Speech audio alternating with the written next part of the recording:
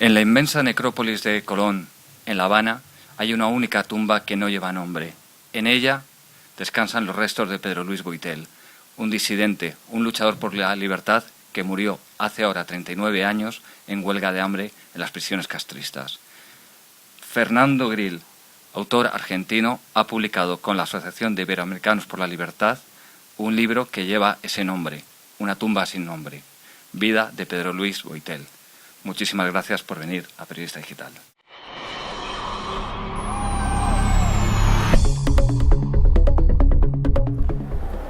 En una de las tantas requisas vieron a un joven alto, altísimo, que no podía tener más de 20 años. ¿Cómo te llamas?, le preguntó Valladares. Carlos Alberto Montaner, les dijo el joven. Las amistades de la prisión eran breves y profundas a raíz de los fusilamientos. La cercanía de la muerte abría los corazones enseguida y los acercaba afectivamente. Cuando uno cree que está por morir, tiene necesidad de hablar, de acercarse, de encontrar a alguien que lo haga sentir menos solo. Don Fernando Gril, hay una pregunta que es casi obligatoria. ¿Por qué decide usted escribir sobre Pedro Luis Boitel? Bueno, en realidad mi encuentro con Boitel fue un encuentro casual, digamos, ¿no? Es decir, yo me empiezo a involucrar con el tema de los derechos humanos en la isla de Cuba hace algunos años. Justamente aquí en Madrid conocí un amigo mío mexicano que me contó un montón de cosas que yo no sabía. Para mí Cuba era solamente un lugar donde se había producido una revolución que había cambiado un país injusto en un país más justo, etcétera, etcétera, ¿no? Que es un poco la idea que todos teníamos o tenemos en América Latina de Cuba. Y a partir de empezar a reconocer y a aprender y a descubrir cuál era la situación de los derechos humanos de la isla, lo que eran los presos políticos, lo que eran las cárceles, lo que había sido la historia de esos 50 años de resistencia de mucha gente, la verdad que apareció la figura de Pedro Luis Boitel, ¿no? que inspiraba a mucha de la disidencia dentro y fuera de la isla, ¿no? Y bueno, es un motivo que quisiera leer algo sobre él y no existía un libro, así que bueno, escribí el libro que hubiera querido leer en realidad, ¿no? ¿Y cómo descubrió usted a Boitel?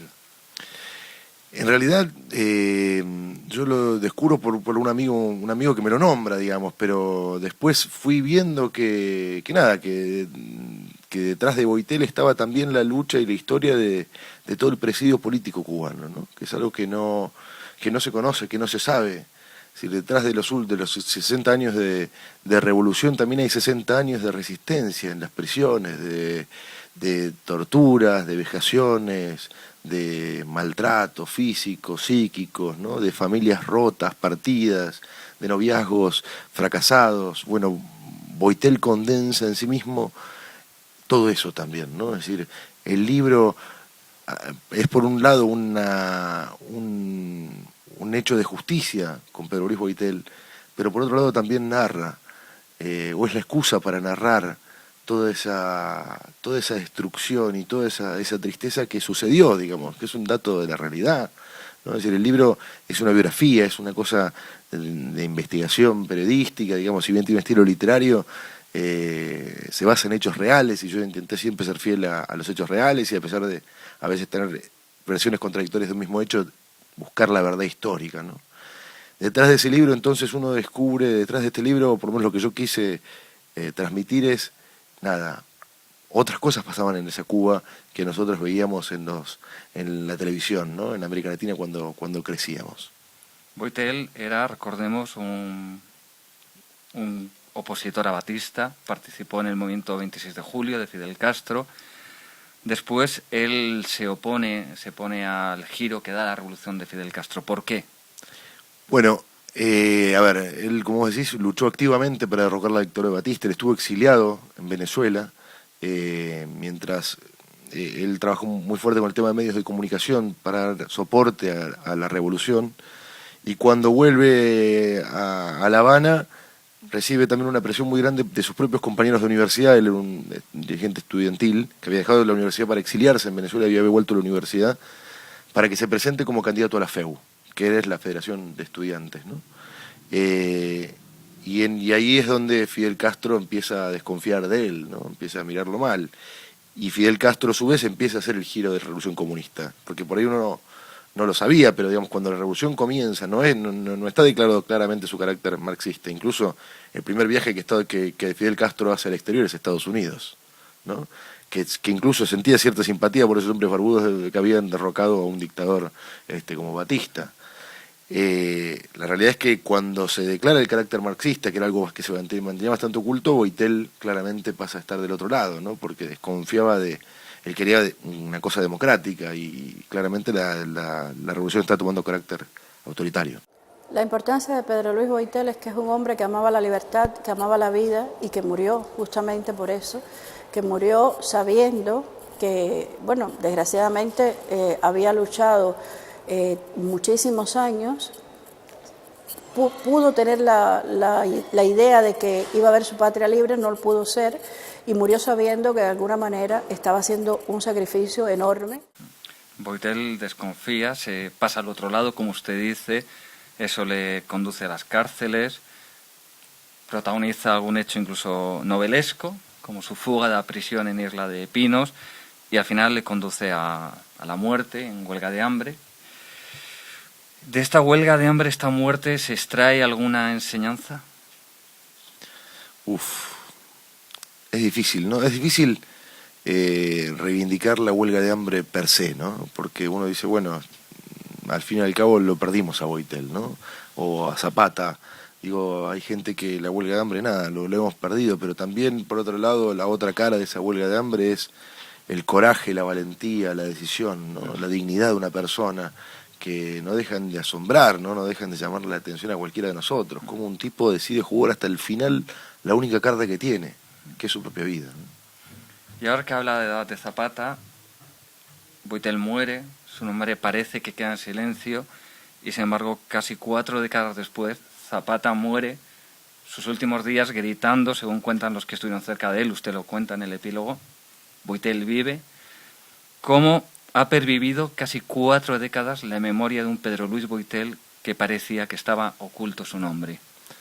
Son los grandes misterios de los pueblos, ¿no? Es decir, como vos decís, yo creo que el día que Pedro Luis Boitel murió en una oscura prisión en el medio de la isla, ignorado, repudiado por un gobierno completamente que pretendió ocultarlo, que incluso lo sepulta en una tumba sin nombre, que no le permiten a su madre hacer un velorio, velar el cuerpo.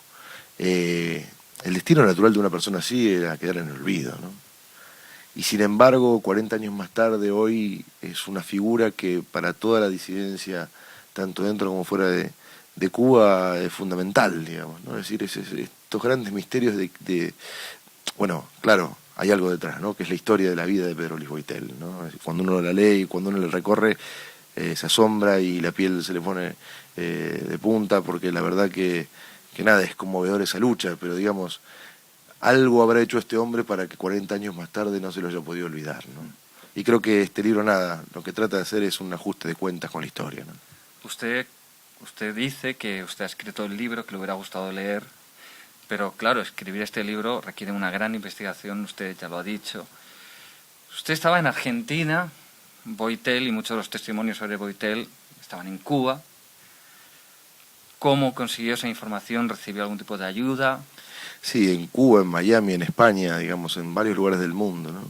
La verdad que sí, para mí la ayuda de Yanicet Rivero fue muy importante en términos de búsqueda de fuentes, etcétera, etcétera. La verdad que entrevistamos mucha gente para poder terminar este libro y, como te decía, fue un trabajo arduo porque había versiones diferentes sobre algunos hechos, había la fragilidad de la memoria de muchos de los protagonistas, que son algunos muy mayores, otros ya murieron, no están para contar sus verdades. La búsqueda de algún material de diarios y revistas en algunas bibliotecas, digamos, la verdad que fue una búsqueda ardua. Pero bueno, creo que por lo menos está el puntapié inicial para tal vez una biografía mucho más completa y más amplia que otra persona puede encargar más adelante, ¿no? Boitel murió en el 72, oculto, o sea, eran muy pocos los que sabían que había muerto, los que estaban en la prisión, por supuesto, su familia, algunos amigos, una tumba sin nombre, una historia no escrita, sin embargo, renace en el corazón de los de los cubanos nuevos de ahora, de la nueva generación. Y el renacer de Boitel en las prisiones de Cuba, yo creo que tiene una relevancia enorme en esta lucha por el cambio democrático en Cuba. O sea, que Boitel, que fue un hombre que lo dio todo por la libertad de Cuba y por su dignidad propia, haya renacido en Cuba ahora, que sea un nombre de referencia, que sea una bandera de la resistencia interna, significa que hay un hilo espiritual en la lucha del pueblo cubano que todavía está vivo. Jense Rivero, del Directorio Democrático Cubano de Miami, le ayuda. Usted escribe desde Argentina, su libro lo publica la Asociación de Iberoamericanos por la Libertad de España. La lucha por la defensa de los derechos humanos, por la promoción de los derechos humanos en Cuba, es una lucha que debe cruzar fronteras. Sin duda, sin duda. En esto, si yo pertenezco a un país como la Argentina que sufrió una dictadura atroz, ¿no? 30.000 desaparecidos, en complicidad con otras dictaduras de la región, con Chile, con Uruguay. Yo creo que el tema de los derechos humanos no es un tema de las nacionalidades, digamos, ¿no? Es decir, y la misma Declaración de los Derechos Humanos en 1948 tiene que ver con eso, ¿no? Con decir, bueno, los Estados nacionales pueden hacer lo que quieran, pero señores, estos derechos son inalienables y son de la persona. No emanan de ninguna autoridad, no emanan de ningún Estado, son inalienables, digamos. Entonces, realmente luchar por los derechos humanos en el mundo es luchar por uno mismo, por la humanidad de uno mismo, ¿no? Y además luchar por ellos es luchar contra cualquier dictadura de cualquier signo. Sin duda, sin duda. Lamentablemente, en América Latina, yo provengo de un partido vinculado a la centroizquierda, digamos, ¿no? Y la verdad que es muy difícil hacer un planteamiento respecto del tema Cuba en la región porque enseguida se cree que es un planteamiento ideológico. Y el problema de Cuba no es si es de izquierda o de derecha, el problema es que es una dictadura, digamos, ¿no? Y la única diferencia entre una dictadura de derecha y de izquierda es la mano con la que violan los derechos. Precisamente sobre eso le quería preguntar. Usted es una persona vinculada a la izquierda de su país, usted es justicialista, escribe sobre Boitel, escribe sobre Cuba. ¿Por qué a la izquierda latinoamericana, a la izquierda española, también a otras izquierdas de Europa, incluso Estados Unidos, les cuesta, pero sobre todo a estas, a la iberoamericana, a la latinoamericana y a la española, por qué les cuesta tanto denunciar lo que ocurre en Cuba? Yo creo que hasta el 89 el tema de la Guerra Fría fue muy importante, digamos, ¿no? Como inhibidor de eso, ¿no? Es decir, la batalla que se dio en toda la región. A ver, la verdad es que el rol de Estados Unidos respecto de Cuba en América Latina es muy importante. El eje del antiimperialismo en América Latina es un eje político, es un eje que no es menor, ¿no? El tema está justamente en ser capaces de no confundir las cosas, ¿no? La chicha con la limonada, digamos, y saber que, bueno, digo, uno puede tener una posición de izquierda, antiimperialista incluso, y no por eso resignar los derechos humanos o hacer la vista gorda de violaciones de derechos humanos que se cometen, ¿no? La verdad que sería muy largo explicarlo más, ¿no? Es decir, si bien Estados Unidos con Europa tuvo una visión de política exterior bastante vinculada al idealismo y la lucha contra las dictaduras, y el plan Marshall hacia América Latina tuvo el plan Cóndor y la promoción de dictaduras de derecha, ¿no? Entonces es muy difícil. Yo creo que también la iconografía que hay alrededor de Fidel Castro es un gran tema. Yo no sé qué va a pasar el día que Fidel Castro, Raúl Castro no estén más en Cuba. ¿Cuál va a ser la posición de América Latina? Yo tengo dudas respecto de eso. Entonces, ¿no le ve usted muy optimista respecto a que la izquierda latinoamericana pueda abrir los ojos con Cuba? Yo creo que va a pasar como le pasó a Neruda con Stalin, ¿no? Neruda escribió un libro que se llama Oda a Stalin, donde hace un largo poema de alabanza a Stalin, ¿no? Ese libro de poemas hoy lo tienen que esconder los amantes de Neruda, ¿no? Porque la confusión era tal que en ese momento, nada, reivindicar a un tipo que hoy sabemos que fue un asesino, ¿no? Y lo mismo le pasó a muchos líderes europeos que iban a sacarse fotos con Hitler o con Mussolini, ¿no? Y que hoy la misma historia de los países las quiere ocultar, digamos, ¿no? Bueno, yo siento que América Latina va a tener que hacer una fuerte autocrítica respecto de su vinculación con la isla. Ya, si me permite, para terminar, arriesguémonos a intentar predecir el futuro. ¿Cuándo cree usted que los derechos humanos serán respetados en Cuba, que la República de Cuba volverá a ser una república democrática? No lo sé, y la verdad que me cuesta especular sobre eso, digamos, la verdad.